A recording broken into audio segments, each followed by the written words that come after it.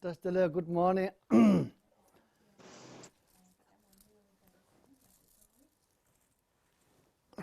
While we're teaching in Heart Sutra, no eye, no ear, no earphone.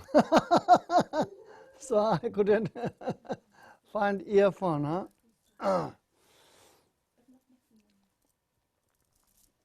Okay, we start the teaching with meditation. Meditation of first mindfulness of breathing. So, as usual, keep your body, head straight, and take a deep breath.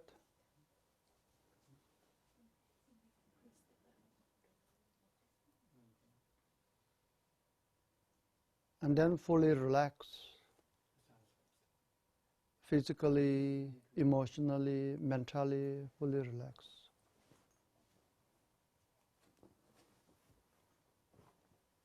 Then gently bring your attention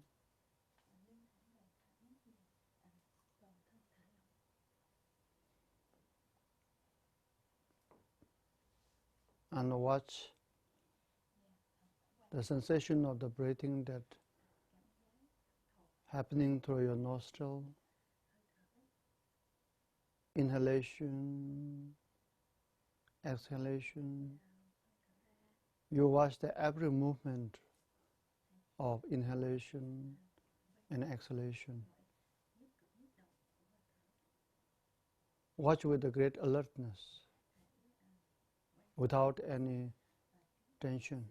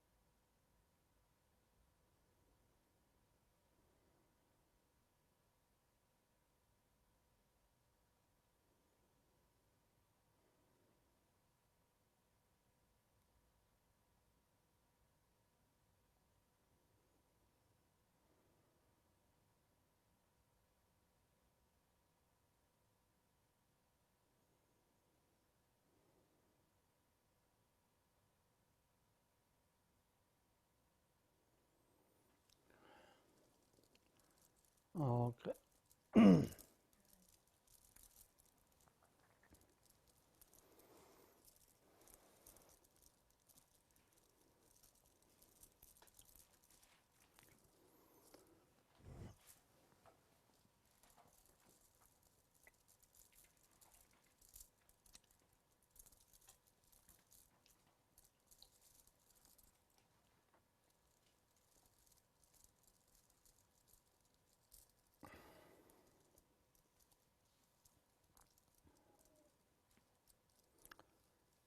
Okay, we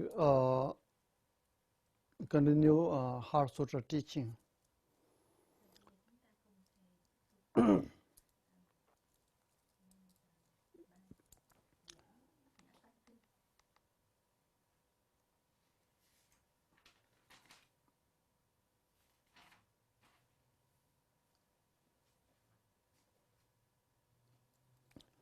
So the Heart Sutra, we reach to the statement by saying that, therefore, Shariputra, in emptiness, there is no form, no feeling, no discrimination, no compositional factors, and no consciousness. So this answer given by Avalokiteshvara through the power of Buddha's blessing, the mind of Avalokiteshvara, is saying that when you go yourself into your ultimate nature, the emptiness,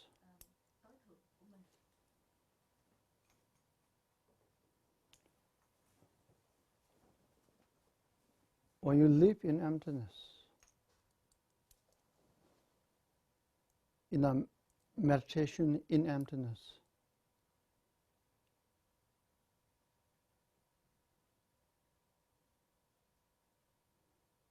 there's no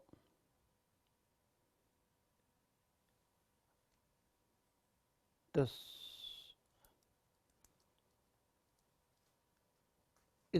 it is free from all the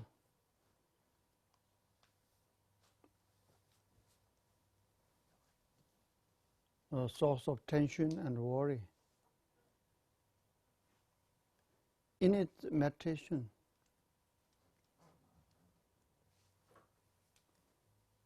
it is free even from all the fear, because you don't, in emptiness, you don't see any five aggregate, no form, no feeling, no compositional factor, no discrimination, no consciousness, no five aggregate.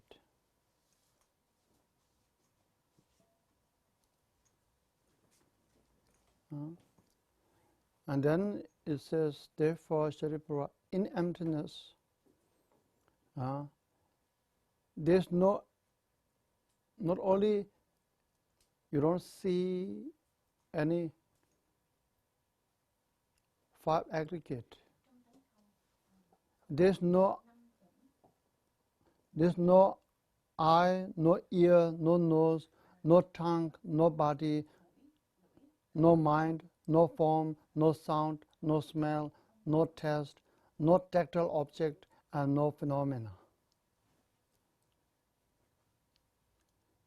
So this shows that when you go deep in the meditative state, in emptiness, into your root, your source, where you're coming from, the empty of inherent existence. When you stay there and look in there, you don't see what we called the even the 12 souls. 12 souls.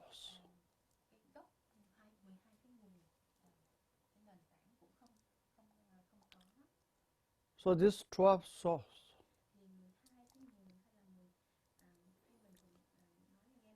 the 12 souls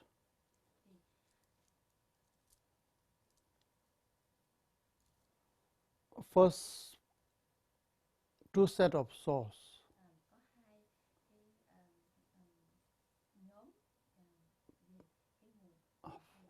Primary souls and 6 primary souls and 6 secondary souls. 6 primary souls are the eye souls, ear souls, nose souls, tongue souls, body souls, and mind souls. 6 primary sources. 6 secondary sources are the form. Here form refers to not form aggregate. Form refers to the vision.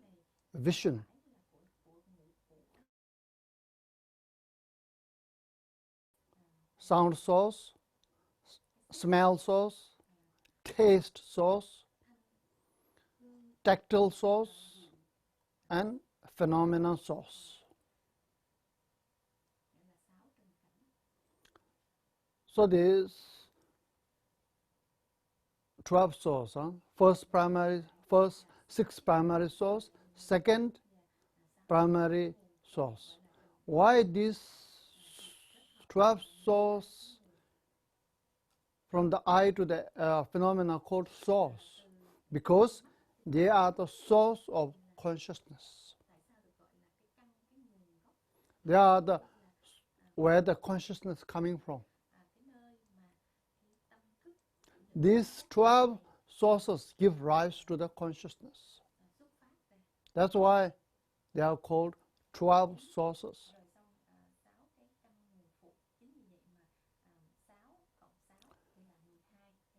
First 6 sources, the primary sources are this eye, ear, the mind source. They're called sense organ. Sense organ. This is a sense organ. Sense organ, but they are not the.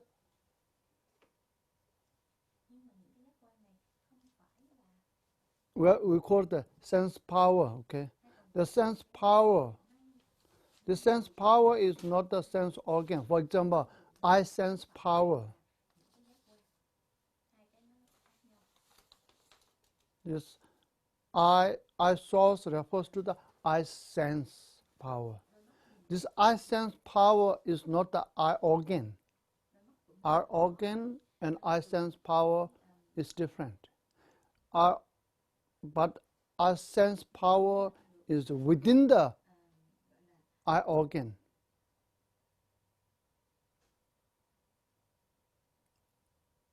Our sense power is associated with the eye organ, but it is not the eye organ. So this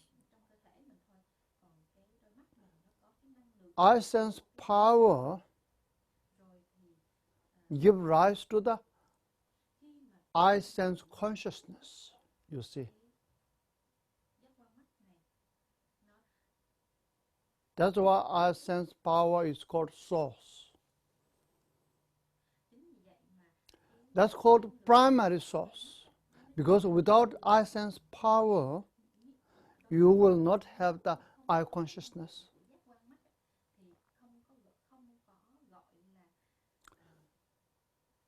So the eye sense power alone cannot give rise to the eye sense consciousness.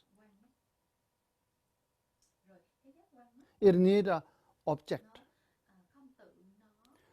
So the second set of 6 sources are called object sources. For example, form, the vision, form sources. Here, form sources refers to the shape and color, the eyes that can see. For example, lotus flower, when your eye sense power coming in contact with the lotus flower, then it gives rise to the eye sense consciousness looking at the lotus flower.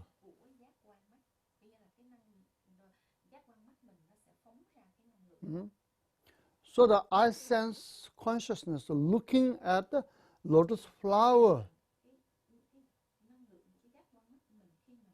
is generated by eye sense power,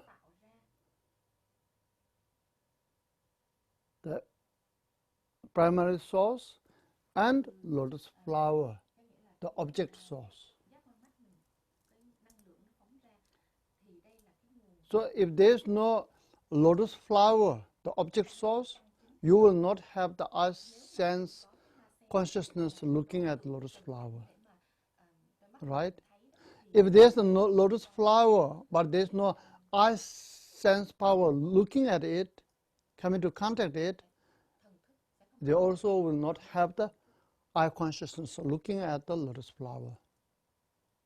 So this object, the subject eye sense power come into contact with the object source, the lotus flower, then it gives rise to the eye sense consciousness looking at the lotus flower. So it is the same, the rest of the sources. For example, ear sense power come into contact with the object source, the sound. Sound of the music.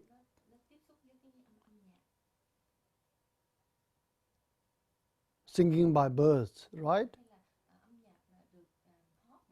So then it gives rise to you the ear consciousness, listening to the music of the birds, you see. Then you can apply this to the rest of the 12 sources. So this Buddha called it as a 12 sources. So here Buddha saying that in emptiness there's no eye, no ear, no nose, no tongue, no body, no mind, no form, no sound, no smell, no taste, no tactile object, and no phenomenon. Avalokiteshvara is saying, Buddha is saying, what they are not saying is, there's no eye, we all know that there is an eye. What Avalokiteshvara is saying is, these 12 sources are empty. The lack of solid, lasting, real source.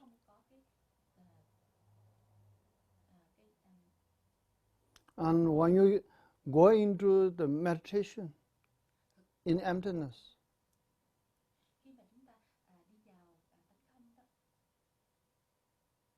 when you stay in the meditative equipoise, deep meditation, in that meditation in emptiness, there's no 12 sources.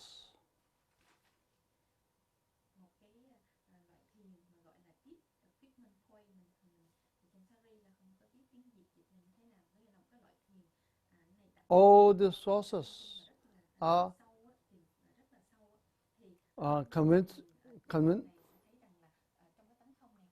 conventional phenomena. In the eyes of the ultimate phenomena, stay in there. There's no conventional phenomena appearance. So there's no 12 sources. No 5 aggregate, no 12 sources.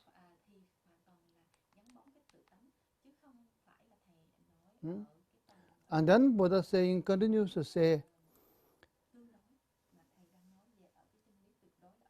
there's no I element and so forth up to no mind element and also up to no element of mental consciousness.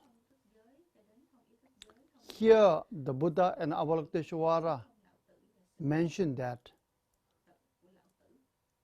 mention about the 18 elements. 18 elements.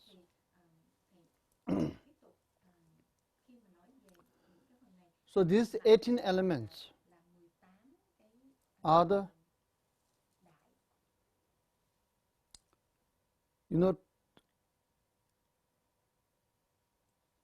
eye element, ear element, nose tongue element,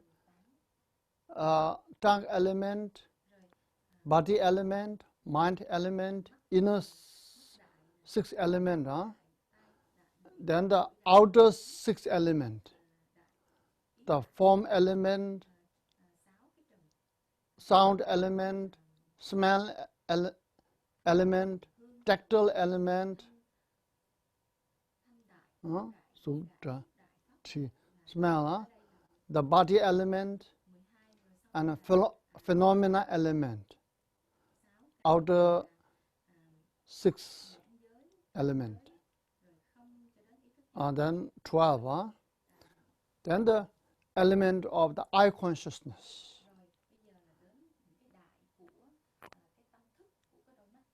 6 ear consciousness, nose consciousness, tongue consciousness, body consciousness,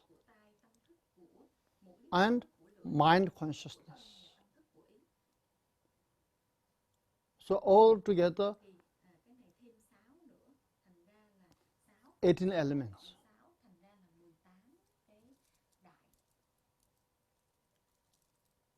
So all these 18 elements,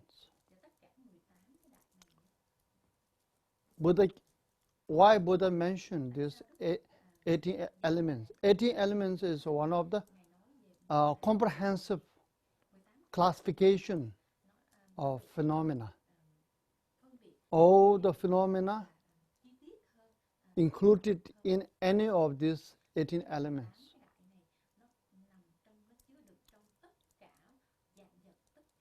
Buddha is very skillful, where he present whatever he discovered, to share whatever he experienced, the truth, the reality, the ultimate source.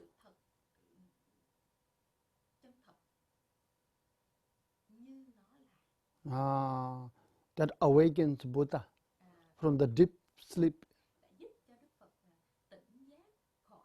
into the awakening into the reality. When Buddha shared what he found, he's very skillful. First, he shared this according to the mental capability, mental needs, mental inclination of the sentient being. Buddha presents this two truth classification, conventional truth, ultimate truth, Buddha mentioned. And the Buddha further mentioned in 4 truth. Then Buddha also mentioned all the phenomena included into 2 categories, impermanent and permanent. There is no third phenomena, third possibility. Include impermanent or permanent.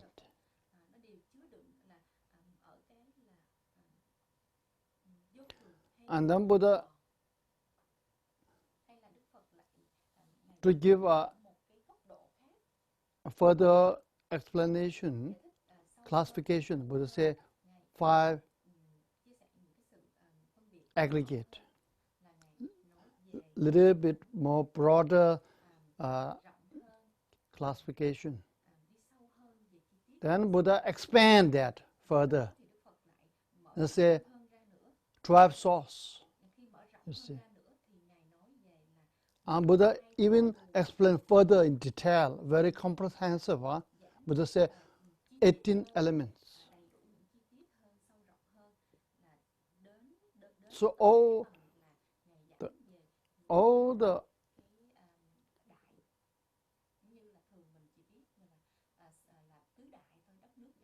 existent in samsara, in nirvana, in the suffering world, as well as in the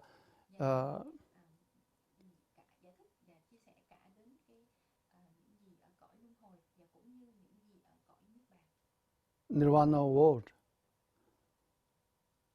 All the things, the process through 18 elements. So when you know 18 elements,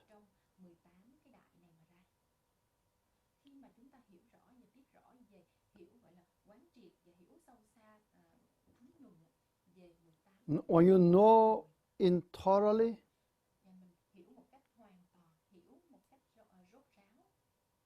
then you will know that each and every phenomena, its nature, its cause, its result, its function, how it impacts you and others, how it impacts your inner world and outer world.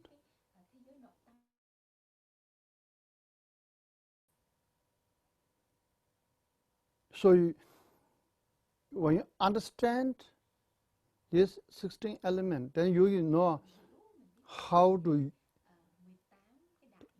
understand all the things in life and how to use it for your own spiritual journey towards everlasting peace and happiness.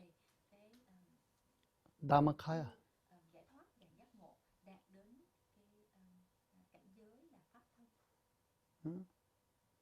So your mind becomes omniscient mind in this way,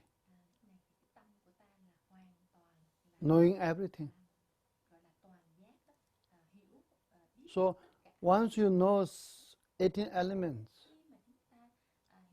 in detail, in complete, your mind becomes omniscient, all-knower.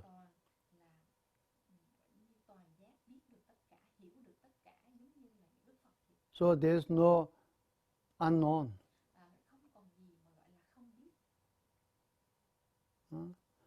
So here in Heart Sutra, where it's saying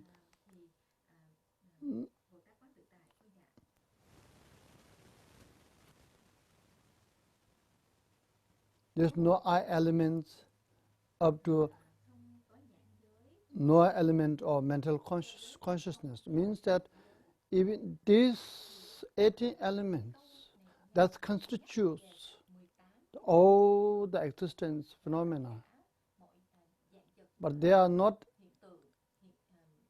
they are lack of inherent existence. They are devoid of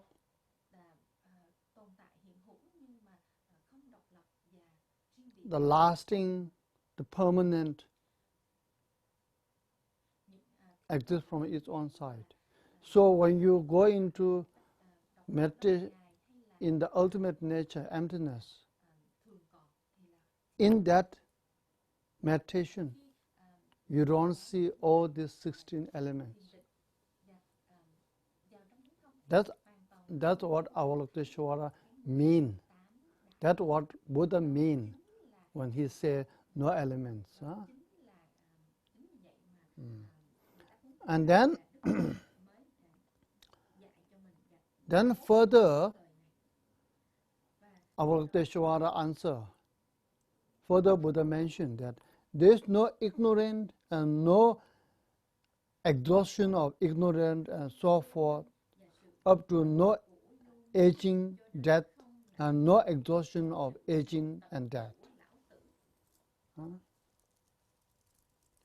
So here, what Avalokiteshvara or Buddha mentioned, they mention about what is called 12 link of interdependent arising.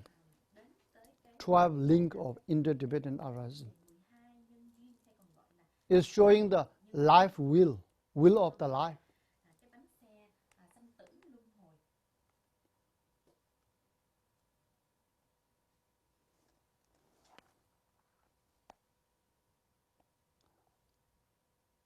It's showing this one, huh? This called 12 links of interdependent origination. The will of life. The will of life. You can see this in all the Tibetan temple on the wall of the next to the door. You see this? So this mentioning, how this mention the reality that we cannot deny and ignore, the fact of our life, the reality of our life. Mentioning that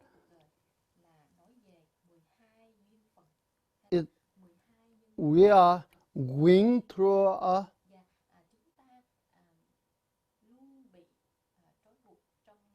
ever turning will of life through our interdependent arising.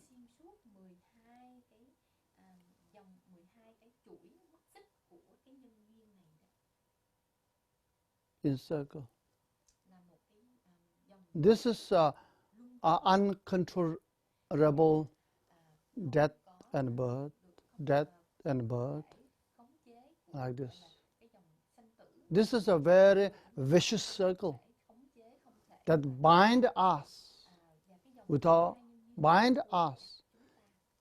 in samsara.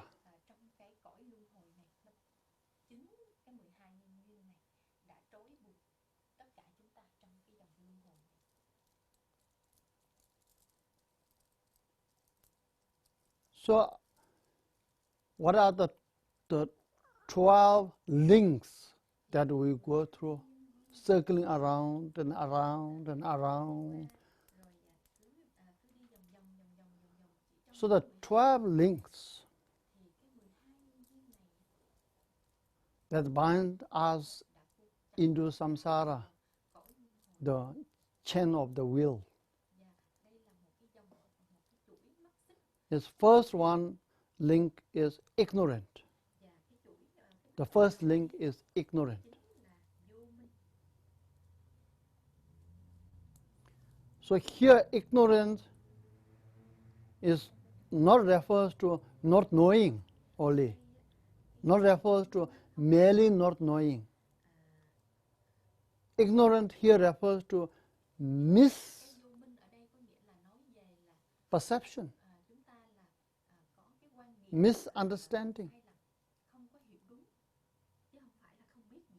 misapprehension.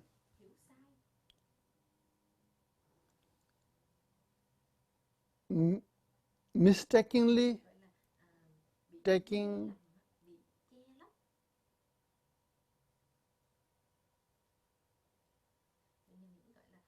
a self,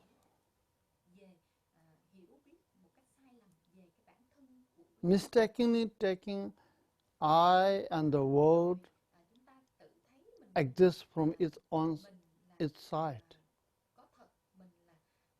very stable, solid, lasting of I or me or self. But taking this misunderstanding, then you create the first link, the ignorant. So with this ignorant, then you act out of this ignorant.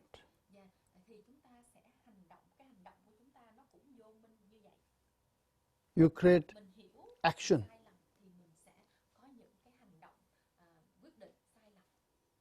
You create action. You create karma.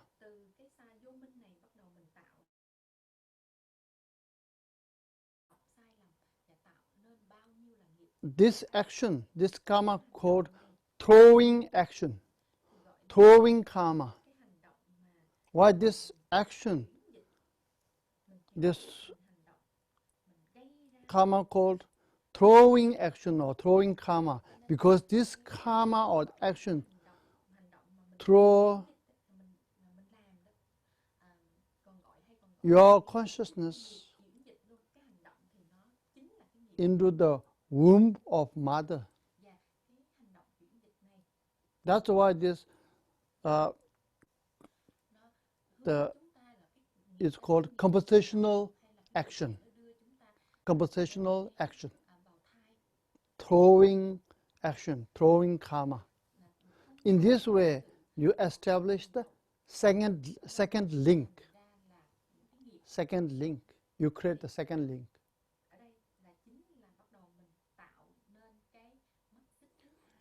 So this karma created through ignorance. Then when you create karma, the karma left an imprint on your consciousness. When you create karma, when you create action, always leave an imprint, always leave a potential. Where this potential of the karma store? Where is the storage? Your body is not the storage of the karma. Your body is not the carrier of karma.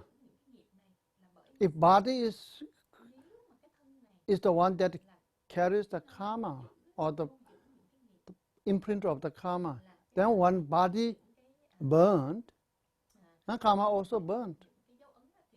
So you don't need to experience the karma. The body cannot be the storage of karma. So which one is the storage of the karma? The consciousness that continues to travel without any cessation. Nothing can stop it, nothing can destroy it, nothing can stop it. So unconsciousness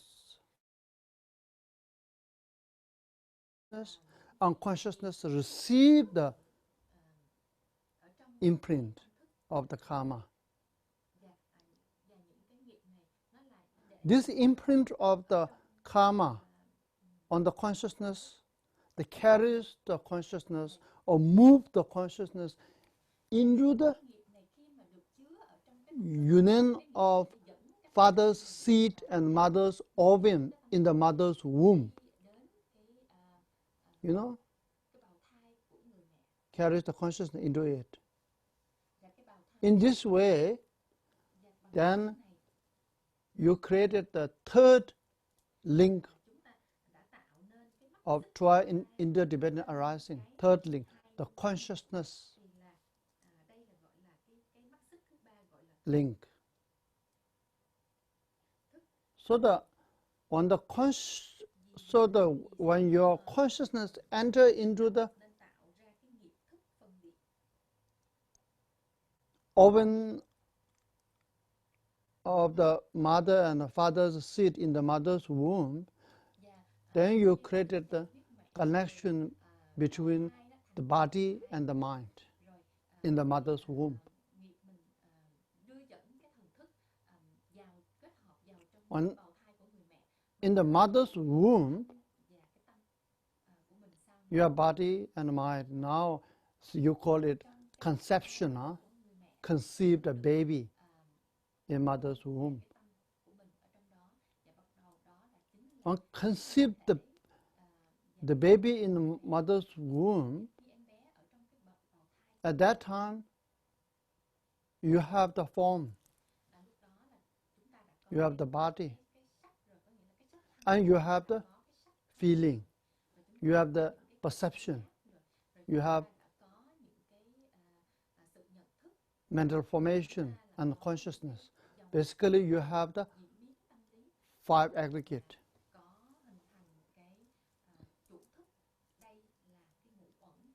So, at that time, you establish the what is 4th link of 12 dependent origination. The 4th link is the form and name. This is the 5 aggregate, your body, your feeling, your perception, your mental formation, your consciousness. This is called the form and the name. Form, because your body called form. Name, the feeling, perception, mental formation, consciousness. These are called name. Why? Because they serve as the base of naming. I. These 5 aggregates serve as a base of naming I. Serve as a base of identifying yourself. In this way, you create the 5th link, the form and name.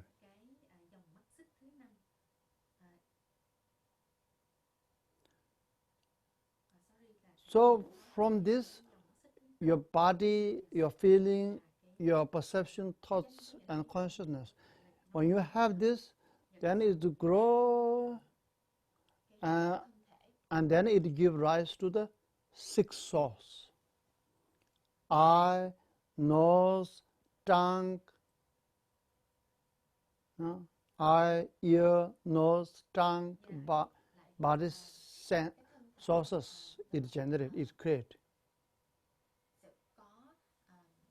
In this way, you create the 6th link. It's called source, 6th source. So when you have, after you are having developed the 6th source, eye, ear, nose, tongue, body, and the mind, 6th source, then you came to contact with the outer object. This inner 6th source came to contact with the outer object. The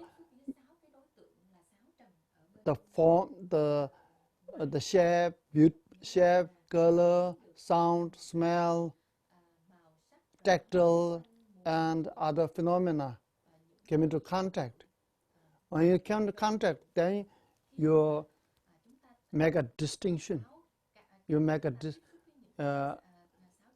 discriminate. Oh, beautiful sound, ugly sound, or so-so neutral sound, a beautiful body, ugly body, and so-so neutral body,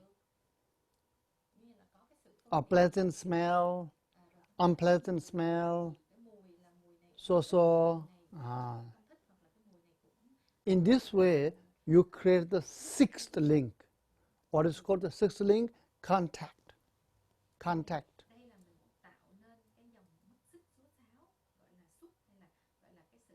After you came into contact, create the contact, and then you discriminate, oh, this person is beautiful, that person is ugly, that person is in the middle. Then you start liking, oh, I love this beautiful person. And then in this way, you develop the desire to it.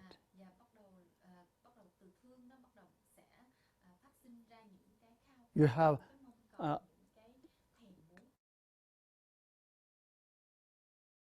to this beautiful. When you start clinging or craving to this beautiful, craving to get away from ugly things, naturally. And you also have a clinging to remain indifferent to the neutral. I don't care.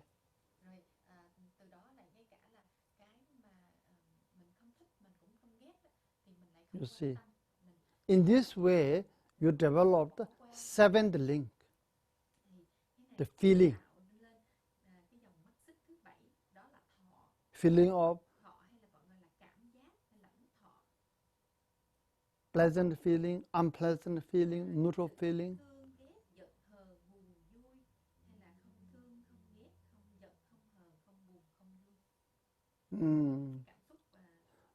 So then,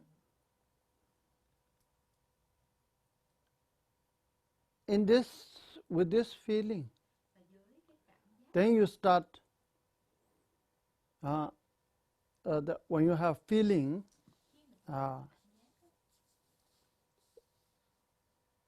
that is the seventh link, seventh link. You create the seventh link. Then when you have the seventh link, the feeling beautiful, then you develop desire and clinging to it. Right? And then you have the desire or clinging to get away from the ugly thing, unpleasant thing. In this way, you create the eighth link, the craving or clinging. So this craving to the pleasant and get away from unpleasant and ignore the in-between, neutral, then your clinging or become stronger and stronger and stronger, and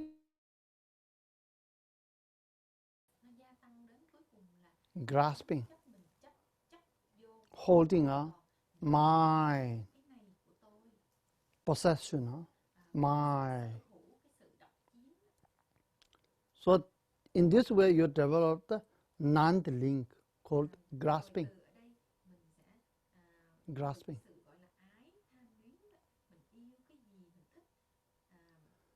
So with this grasping, very strong grasping, mine.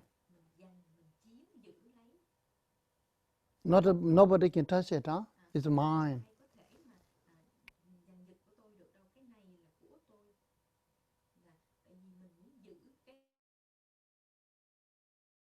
Of this grasping, you create action through your mind, speech, and body.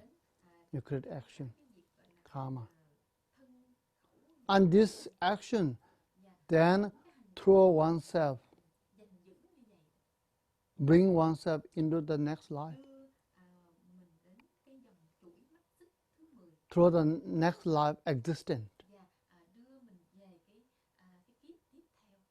Bring yourself into the next life existent. In this way, you create the 10th link. the existence. Existence. So when you go to the next life with existence, then you take rebirth. When you take rebirth, then you create the 11th link, the rebirth. Once you rebirth, then you have to die.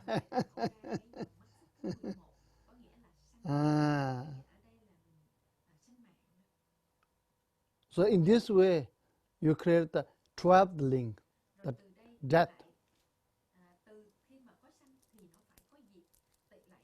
You see. So, out of death, then ignorant. And like this, we circling.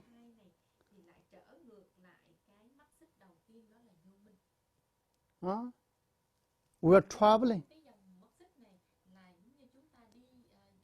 in a circle. We are not traveling straight.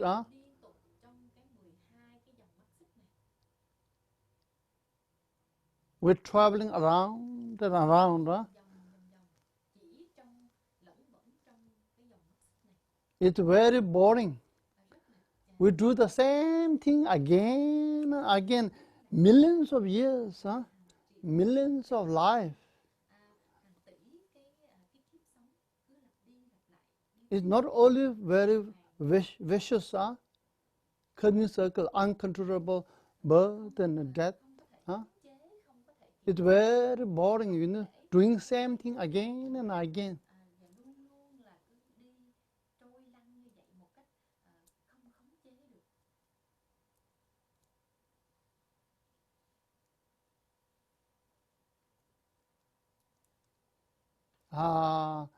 Working for money, working for power, working for success. Oh, we have been doing this, again and again. Really very boring,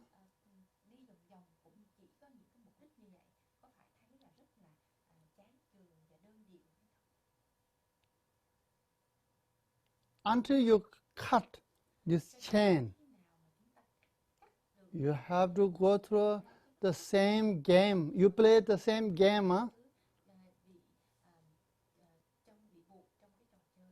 But then that game is now it's the time to. It's a very stupid game,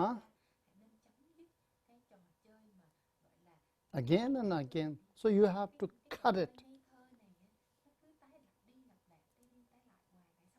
So what did the Buddha do? Just before he achieved enlightenment, in the morning, under the Buddha tree in the Buddha Gaya, before the dawn, he went backward through the 12 link. Buddha went backward to the 12 link, And he went first, he said, where this death comes from? Where is death comes from? Oh, Buddha trace it. It's coming from birth. Where is this birth coming from? Oh, it's coming from existence. Where does existence coming from? Grasping. Where is grasping coming from? This from desire. Where is desire coming from? From contact. Where is contact coming from? The form and name. Where is this form and name coming from? Where is contact coming from? This contact coming from the source. Where is this sixth source coming from? This sixth source coming from form and a name. Where is this name coming from? It's from consciousness.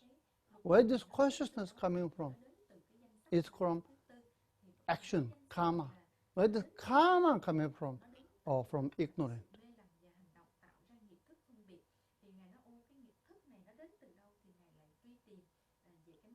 And then Buddha the cut apply the antidote to the ignorant. Buddha apply antidote to the ignorant. That's the wisdom realizing no self. When Buddha developed the wisdom knowing no self,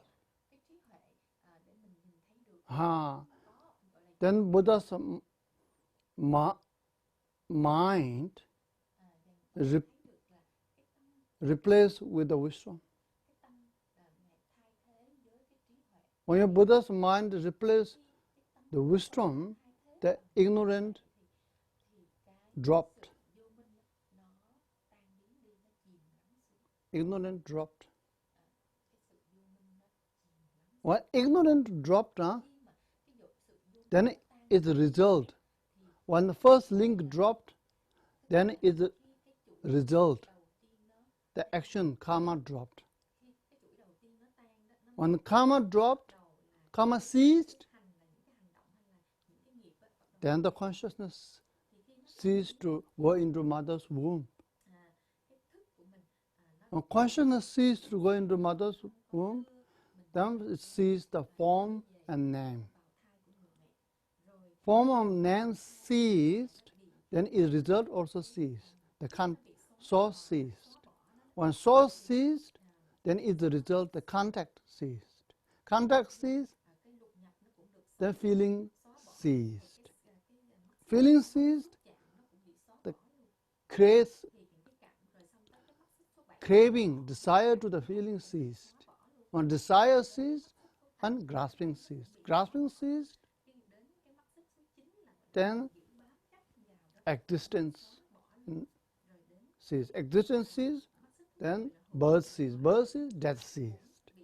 No more death.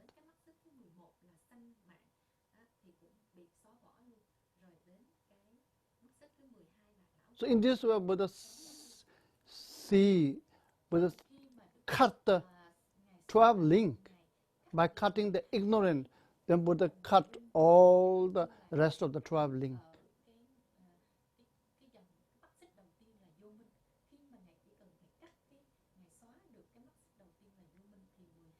Then you cease to take birth out of delusion. You cease to take rebirth out of without choice.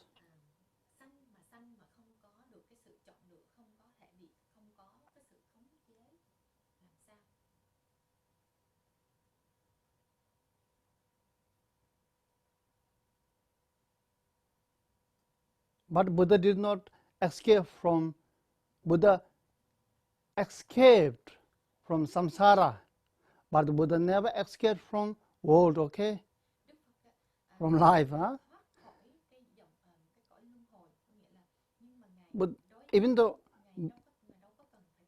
Buddha renounced, I don't say escape, Buddha renounced the samsara, but Buddha never renounced the world, It's two different things, People misunderstand, misinterpret.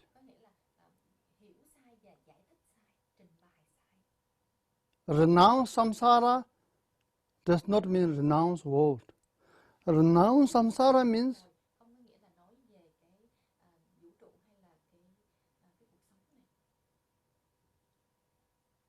you no longer controlled by uncontrollable taking rebirth and death circle. You renounced this.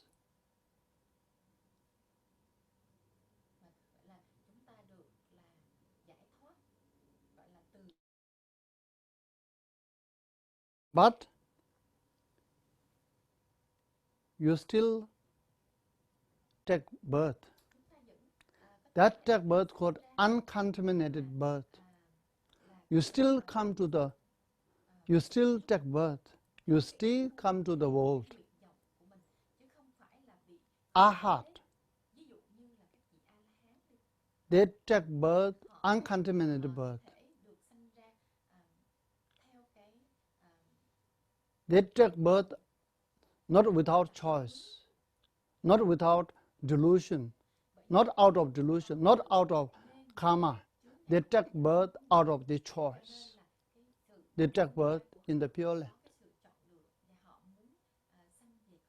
Bodhisattva, they take birth not out of delusion, not out of karma, out of compassion, come to the world. They never escape from the world. Huh? Don't mention. Don't think that practice Dharma, practice renunciation, renounce the world. No, never renounce the world. Huh? Renounce family life. Huh? Renounce father, renounce mother, renounce husband, renounce wife, renounce kids. That does not mean, no? That's not the renunciation. Escape from the world to go to the cave, to go to the Himalaya mountain, to go to the monastery. This is not this is not renunciation, huh?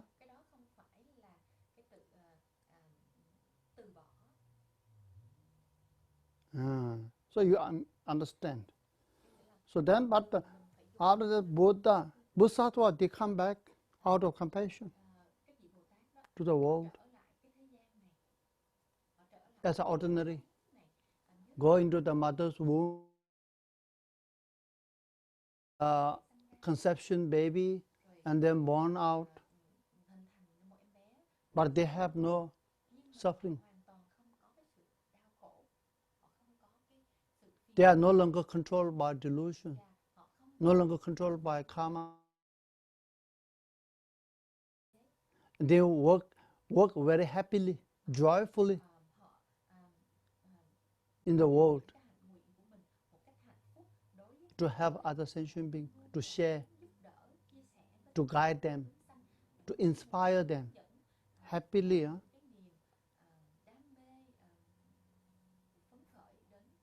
And many masters also. That's why it comes reincarnation. They reincarnate out of choice, not out of choiceless, not out of delusion, not out of karma. With the choice, from their compassion, they come back to serve the sentient being, to serve the Dharma joyfully.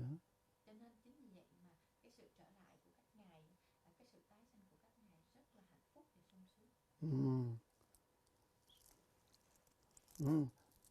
So, you see, so here what is saying, Heart Sutra.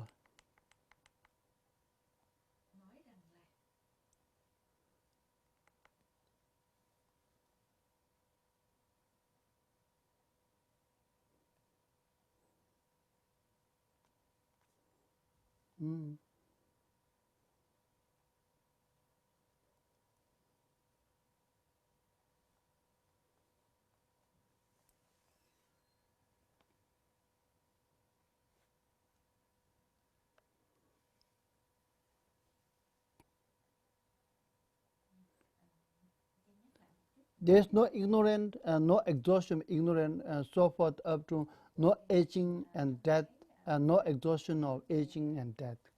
So that means this two interdependent origination that bind us in samsara. We travel through it again and again in a vicious circle. Uncontrollable birth, the death, the birth, the death. Huh? This is very vicious. When you seize it, this is very vicious. But in emptiness meditation, even though it's a very vicious circle to bind us, but it's not inherent existent. It is empty of inherent existence. It's not real. It's just an illusion. So when you meditate in emptiness, you don't see all these travelings.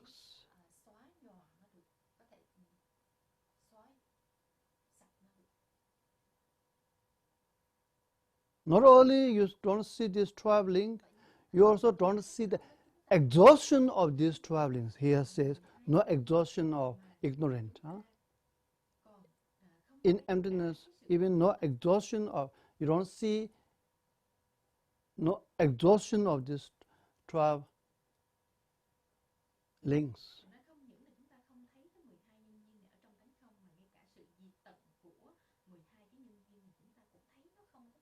That means when you're in emptiness, you have no fear. No fear of samsara, even no fear of nirvana.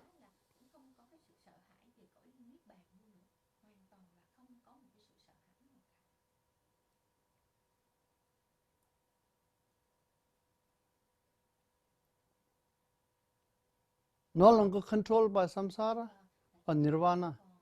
Even nirvana, traveling means samsara. Exhaustion of traveling is nirvana. So in emptiness, when look, go deep into meditation of emptiness, you don't see samsara, you don't see nirvana.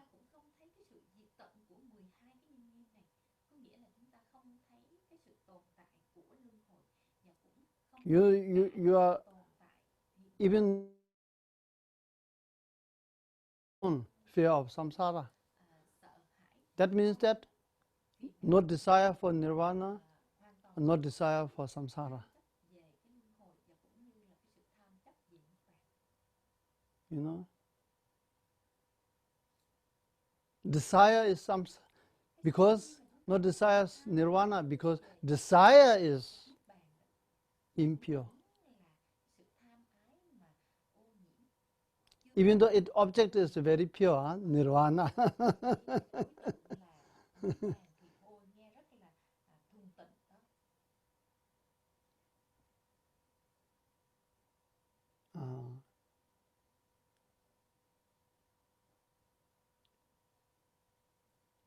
So, in emptiness, no travelings, no cessation of travelings.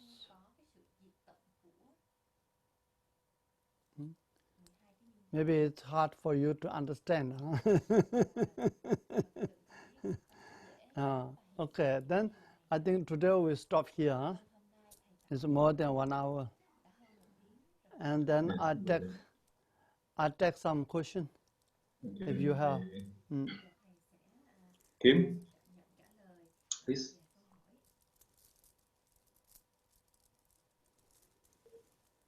Good morning, Rinpoche. Okay, good morning. Can I speak Mandarin? Yes, yes. Oh, Yes, you can speak Mandarin. Thank you. 刚才你有说12因缘的图，那么12因缘的图，它帮助我们只能够让我们理解如何离苦得乐和解脱，但是在成佛的如何成佛，它在12因缘里面就没说，对吗？还是它里面也有这个含义？再说一遍，我听不懂了。刚才你不是有介绍12因缘的图？对。12因缘它只能够帮助我们理解如何断除烦恼，然后如何解脱。哦。是吗？然后但是对于我们如果讲说大乘法是要我们有菩提心，然后成佛，它在这一个part 里面就没有了，对吗？哦。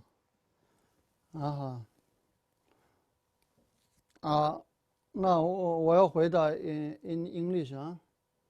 I have to explain in English, okay? Yeah. So the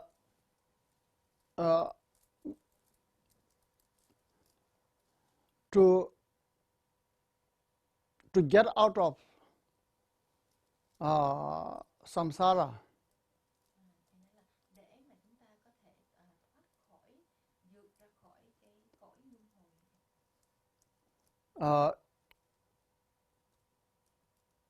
you need to know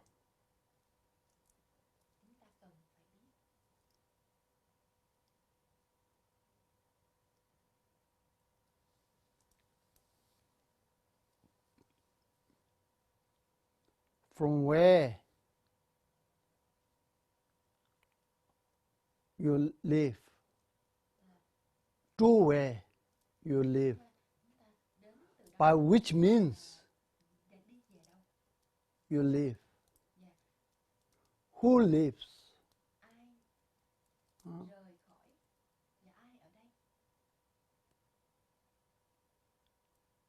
You live from samsara, live for nirvana.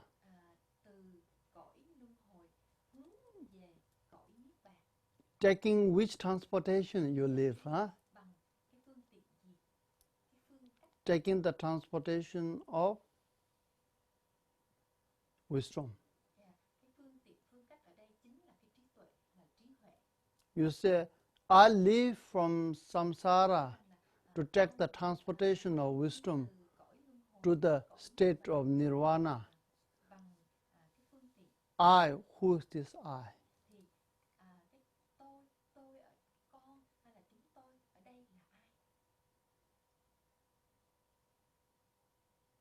So, to understand this, then you meditate on, reflect on the 12 links of interdependent origination. First, you reflect on the circle from the beginning to ignorant, then action, karma, consciousness, all the way to the 12. The death. And from the death, you going backward, go anti-clockwise. And when you do, you reflect and meditate on it. Then what happened? At the end of meditation, you develop a very strong renunciation.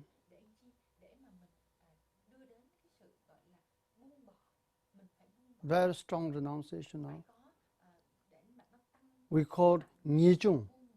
It's called definite emergence. Definite emergence. Renunciation of the definite emergence. Very definitive emergence. You emerge. You emerge from you have a strong sense of emerging from samsara into nirvana.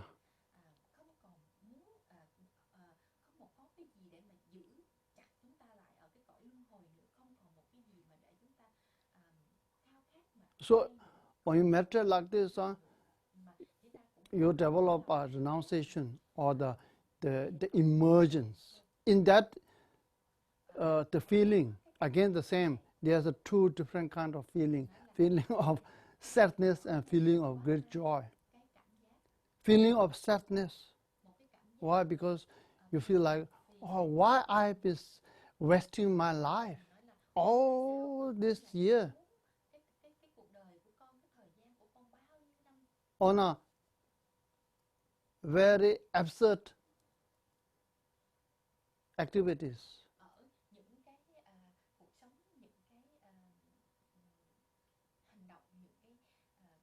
Insignificant activities. That's why you feel sad. But then you, at the same time, you develop great joy because now you realized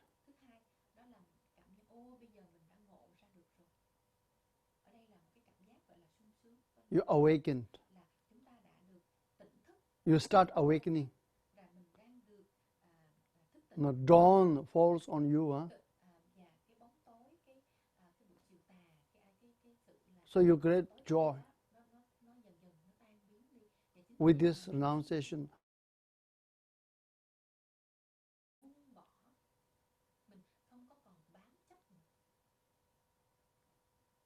And then you know you are not follow the ignorant. You are going to follow the wisdom. You are not follow the unconsciousness. You follow the consciousness. You are not going to follow the unmindfulness. You become more mindfulness.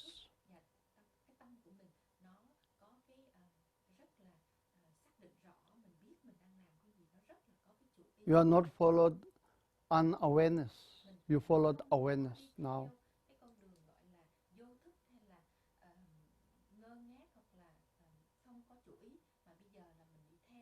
And then with this, the discipline comes. Discipline. The path. The first path to the nirvana comes the discipline. Discipline doesn't mean that someone impose the rules and regulation on you. You don't do this, you cannot do that, you cannot say that, you cannot think that. You have to do like this.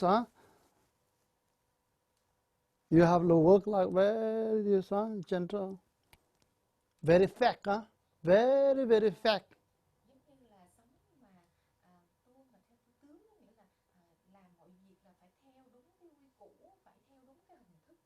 You know, very fact, you know, outside, looks very gentle,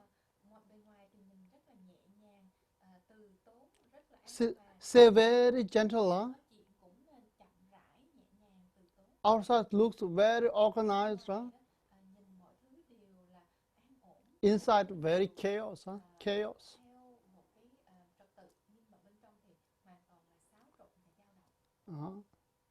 This is not discipline, okay?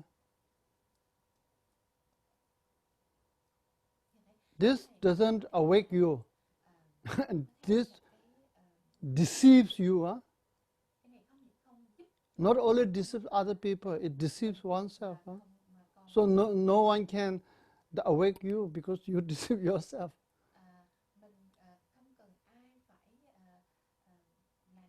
Here, discipline does not come outside. Discipline means inner will. Inner will.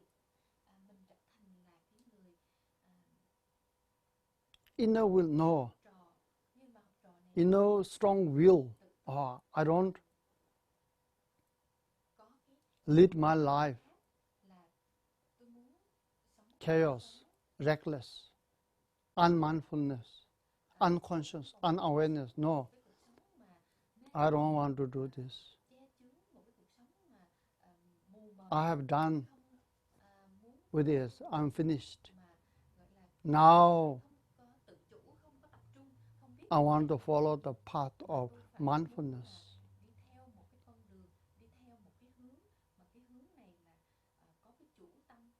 Alertness, awareness.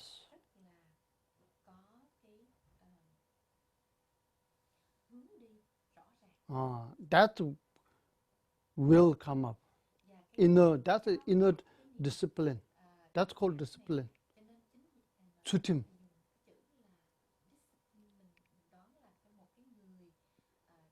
Chul means appropriate. Tim means way. You live a very appropriate way of life.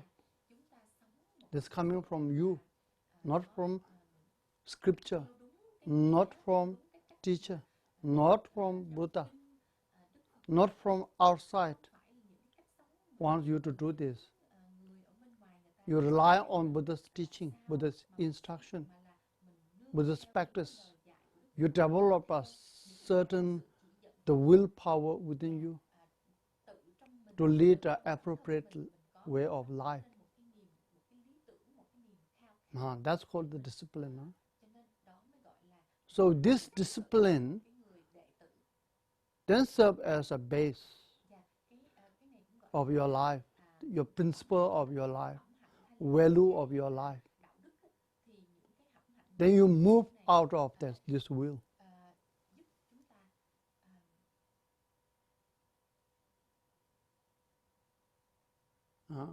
Then you practice, meditate.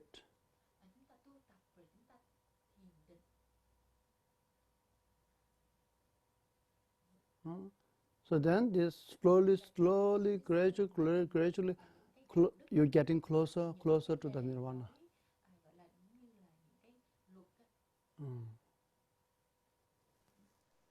Okay. Okay. Yes. This questions from the translator, our translator. How does purifications work to cut karma? If we already cut the 12 interdependent links, how about our karmic imprint that we created before? Is that cut too? Say it again. I don't get it. Yes, this is questions from the translator. How does purifications work to cut karma? How does purification? How does purifications work to cut the karma? If we already cut the 12 interdependent links, how about our karmic imprint that we created before? Okay. Thank you. Okay. So this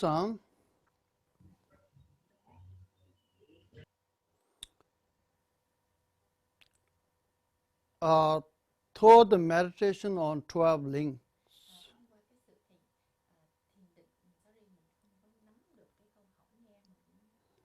and you came to realize you're circling around in samsara, ignorant karma, birth, death, then ignorant karma, birth and rebirth. You're circling like this. So you know, you cut the ignorant, then you cut all the 12 chain. How to cut the ignorant? Ignorant by applying the antidote.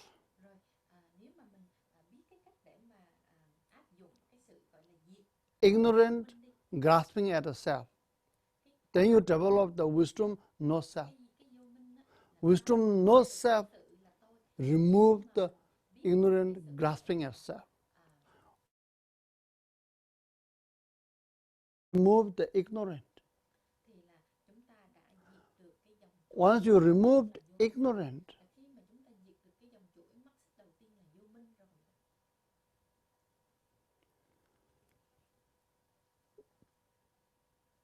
this wisdom remove ignorant.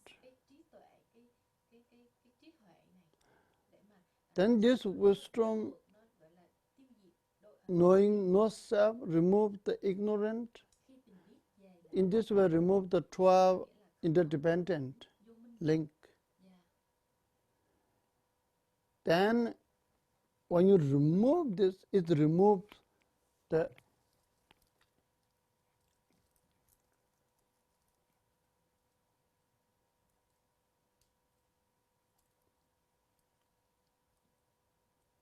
karma.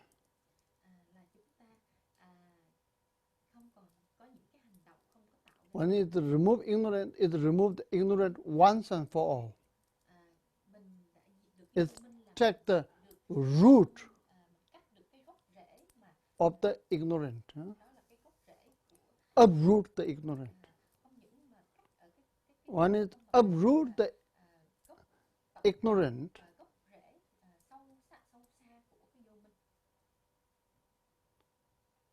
then the imprint of the ignorant is still there. When you uproot the ignorant, you become Arhat, for destroyer.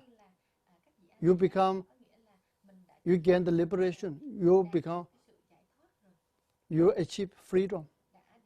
Freedom means no longer controlled by delusion. You no longer create the karma. But there's an imprint of the karma you left on the consciousness. That not yet to be removed. But that karma will not cause any result because there's no the water of delusion to germinate the seed of the karma. So even though there's an imprint of the karma left on the consciousness of the arhat, but arhat gained the freedom because delusion, arhat no longer controlled by delusion. Imprint is there, karmic imprint, but that imprint no longer controls the arhat because that imprint is just like a burned seed. Burned seed. Burned seed cannot give rise to fruit, sprout, right?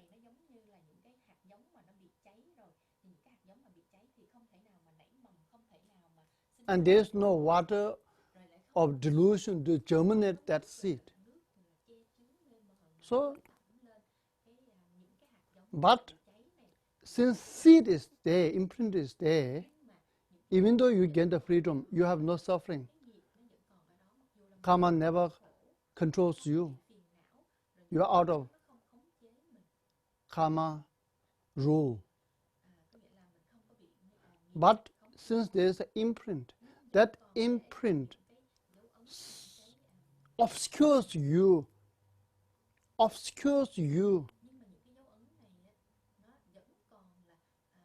to achieve the highest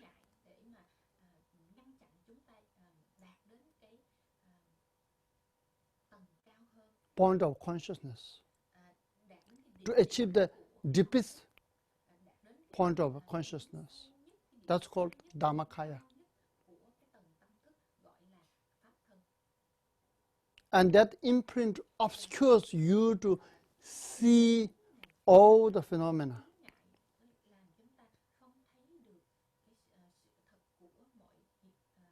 So the arhat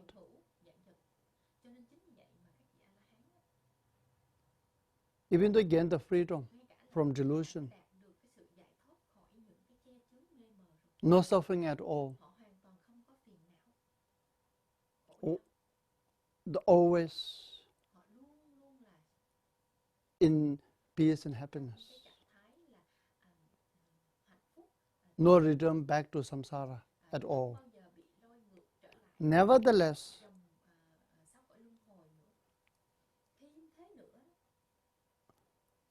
one's purpose is not yet finalized because not yet achieved the Dhammakaya. To achieve the Dhammakaya, the Buddha mind, you have to even remove the imprint from the consciousness.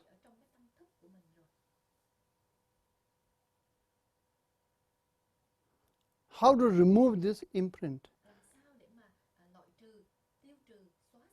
This wisdom needs to be conjoined, practice hand in hand with the compassion and love, the bodhicitta.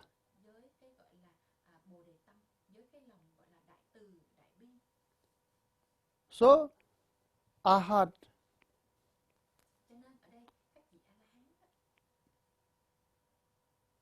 accomplished wisdom, but now arhat work on the meditation on love and compassion and bodhicitta. So with the strong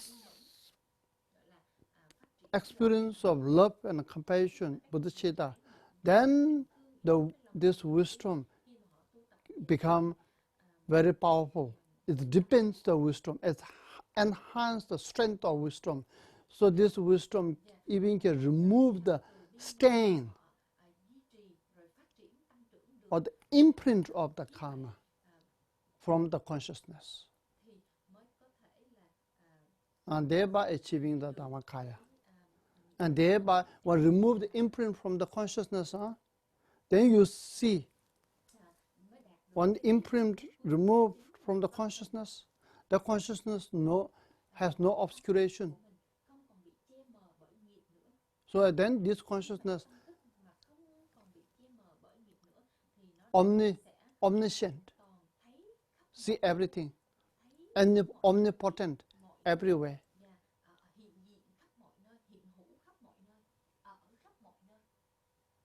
Omnipresent, omnipresent everywhere, not only in the Pure Land. You are everywhere, not only everywhere, omnipresent, omnipotent. You do, you engage in all the activities benefiting other people.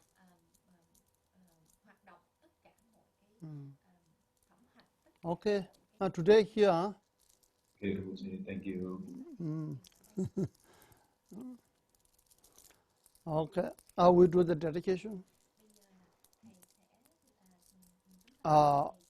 We dedicate all the merit that we created through teaching and listening the precious teaching, the Heart Sutra. Through this merit and the merit we created in the past and merit that we are going to create in the future, together with the merit that we created just now by listening and teaching the Heart Sutra, may all, through this merit,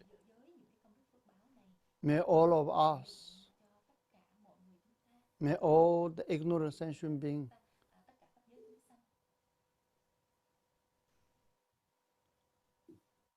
come to contact with this precious teaching of wisdom and love and compassion, and open the eyes, awaken from the deep sleep,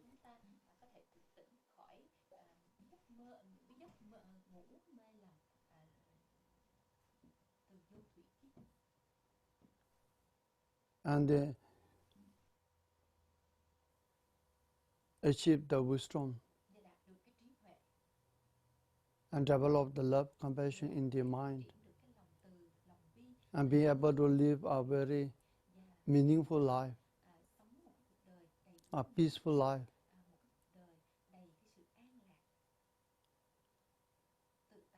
a life of mindfulness, awareness, consciousness.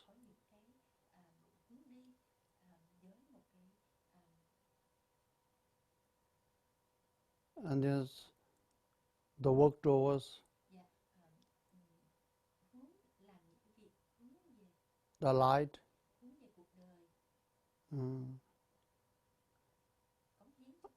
of the path towards the Buddha.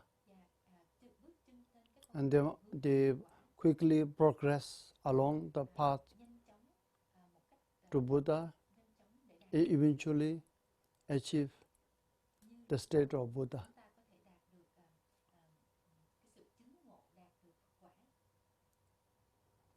O Janjo Senjo Rinpoche Ma Ge Ba Na Ge Gyoje Ge Wa Nyam Ba Me Ba Yang Go Ne Gondo Pe Ba Jo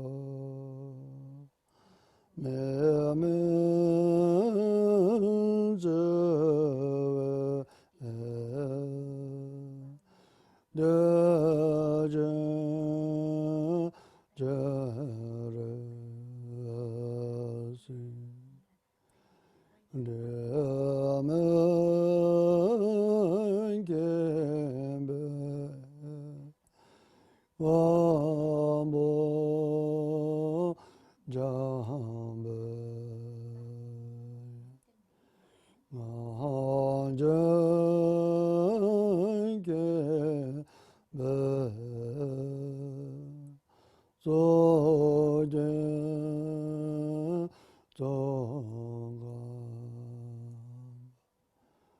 lo son robe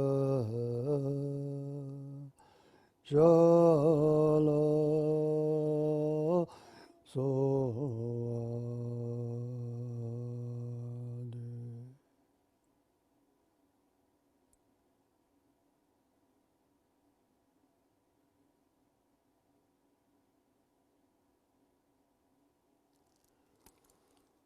Okay, thank you. Thank you, Rinpoche. Then again, Rinpoche. yeah, you again. Thank you. You always after listening the teaching, and then until we come back next Saturday and Sunday, every day you review what you have learned today and yesterday.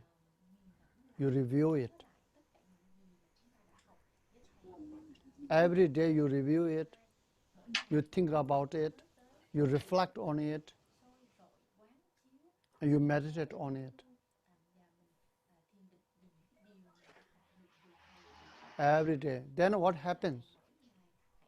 Then there's the teaching that you today enters into your body through your ear will not leave from the left ear. It stay in your body and mind. Not only stay, then it starts sink within you. Sink.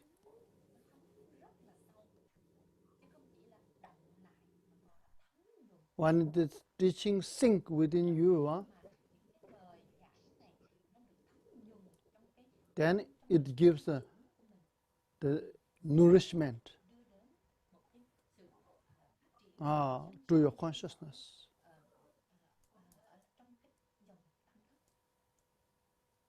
In this way, you feel the teaching. Not only you know the teaching, you feel it.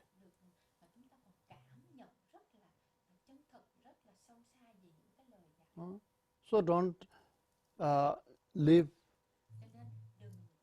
here at your room for today. Every day. If you're really serious about living a meaningful life, living a life of light, if you really love Buddha, love Dharma, then love it in a right way.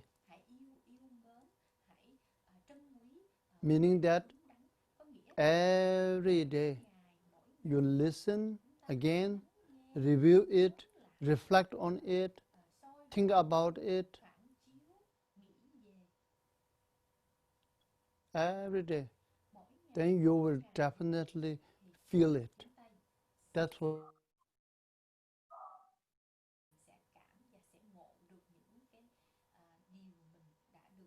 This is then you make your life not only meaningful. You live the life. You will be able to live a day-to-day life in a very joyful. You achieve some kind of fulfillment. You feel like life is very precious. I want to live a life. When you live the life in this way, you are also preparing for the death. This is the best way to prepare for death. Best preparation.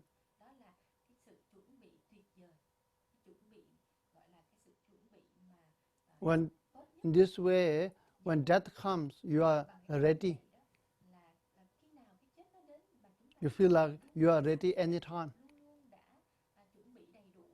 You have confidence. Now I see the light, not only see the light, I feel the light.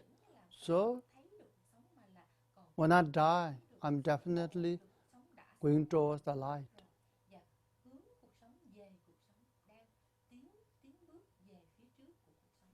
then your life will be the better and the better and the better, go higher and higher and higher all the life.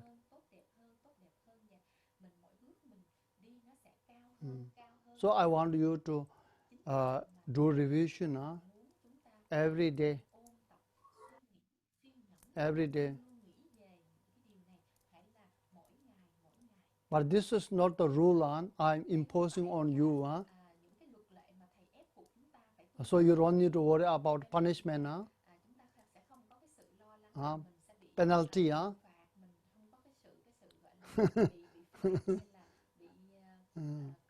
So this is my recommendation only.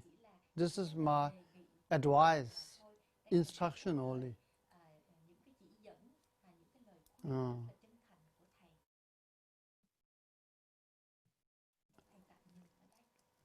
Thank you.